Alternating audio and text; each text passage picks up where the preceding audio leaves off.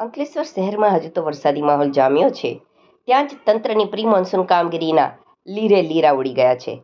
શહેરના વ્યસ્ત અને ભરૂચને જોડતા મહત્વના ગડખોલ ટી બ્રિજ પર ફરી એકવાર મોટા ગાબડા પડી જતા વાહન ચાલકોની સુરક્ષા સામે ગંભીર પ્રશ્નાર્થ ચિહ્ન ઊભા થયા છે.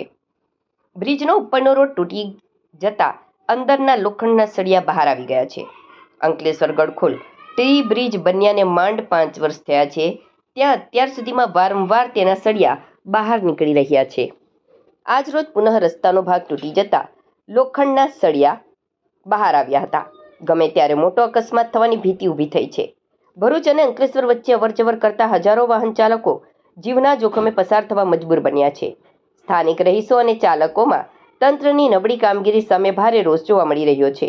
આ મામલે રાજકારણ પણ ગરમાયું છે. વિપક્ષ કોંગ્રેસે આ ઘટનાને લઈને સ્થાનિક તંત્ર અને કોન્ટ્રાક્ટર સામે આકરા પ્રહારો કર્યા છે. કોંગ્રેસના સ્થાનિક આગેવાનોએ આક્ષેપ કર્યો કે બ્રિજના નિર્માણ અને તેની જાળવણીના કામમાં વ્યાપક ભ્રષ્ટાચાર થયો છે. દર ચોમાસે આ જ પરિસ્થિતિ સર્જાય છે. આ સમગ્ર મામલે ઉચ્ચ સ્તરીય તપાસ થવી જોઈએ અને જનતાના જીવ સાથે રમત રમતા જવાબદાર અધિકારીઓ અને કોન્ટ્રાક્ટર સામે કડક કાયદાકીય કાર્યવાહી કરવામાં આવે. વરસાદના સામાન્ય ઝાપટામાં જ જો બ્રિજની આ હાલત થતી હોય તો ભારે વરસાદમાં સ્થિતિ કેટલી વણસી શકે તેનો અંદાજ લગાવવો મુશ્કેલ નથી. સ્થાનિક લોકોમાં ભારે ચિંતા જોવા મળી રહી છે. લોકો સોશિયલ મીડિયા પર પણ તંત્રની આ નિષ્કાળજી સામે સવાલ ઉઠાવી રહ્યા છે.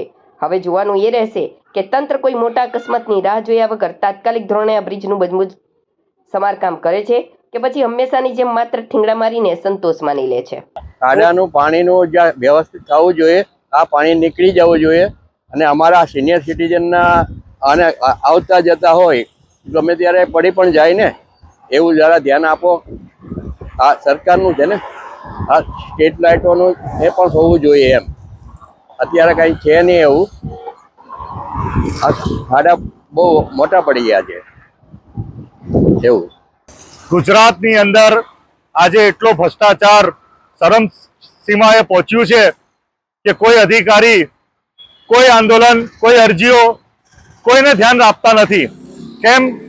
એમને ખબર છે કે અમારા જે ઉપર બેસેલા આકાઓ છે એ અમને બચાવી લેશે અને પ્રજા અમને વોટ આપવાની જ છે. ગમે એટલું ભ્રષ્ટાચાર કરો, ગમે એટલું આપણે પ્રજા માટે નુકસાની કામ કરો, પણ પ્રજા વોટ આપવાની છે. આજે અંકલેશ્વરથી ભરૂચ જોડતો બ્રિજ, ગડખોલ બ્રિજ, એ જ્યારથી બન્યું છે ત્યારથી વિવાદોમાં છે. સ્ટ્રીટ લાઇટો એ લોકો લગાવતા નથી, ટેન્ડરમાં હતું તો પણ આજે ત્યાં અકસ્માત થયું છે.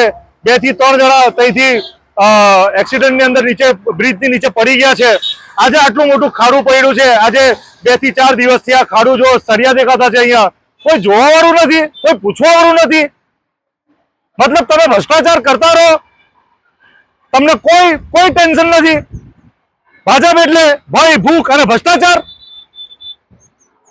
આનું ગમે એટલું આંદોલન કરો, કોઈ અધિકારીઓને કોઈ ફરક પડતું નથી. એના માટે પ્રજાએ રસ્તા ઉપર આવવું પડશે અને આવનારા દિવસોની અંદર યુથ કોંગ્રેસ આ બ્રિજની ઉપર રસ્તા રોકો આંદોલન કરશે એવી અમારી ચીમકી છે.